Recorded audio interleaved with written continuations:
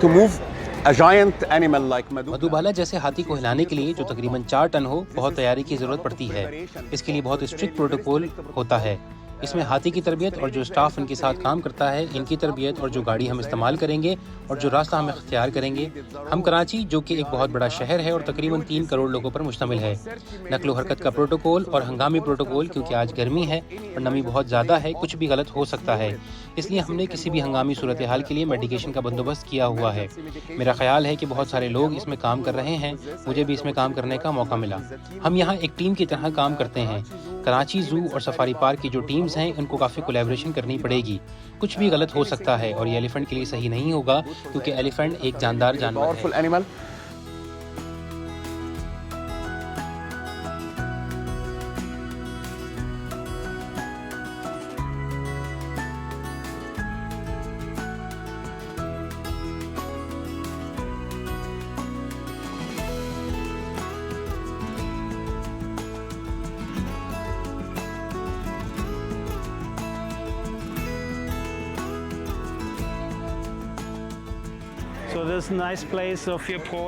ये काफ़ी अच्छी जगह है और यहाँ पे काफ़ी इन्वेस्ट किया गया है। लोकल अथॉरिटी की मदद से इन्होंने यहाँ एक अच्छी फैसिलिटी बनाई है, जो कि ज़्यादा बड़ी है, पहले से ज़्यादा स्ट्रक्चर्ड है और एक अच्छी जगह साबित होगी।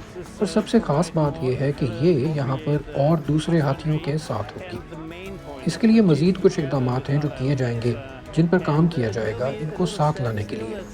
लेकिन मेरा अंदाज़ा है कि शायद वो पहले से एक दूसरे को जानते हैं, तो ये कोई इतना बड़ा मसला नहीं होगा और वो आगे मज़ीद काफ़ी सारे साल एक साथ गुजारेंगे।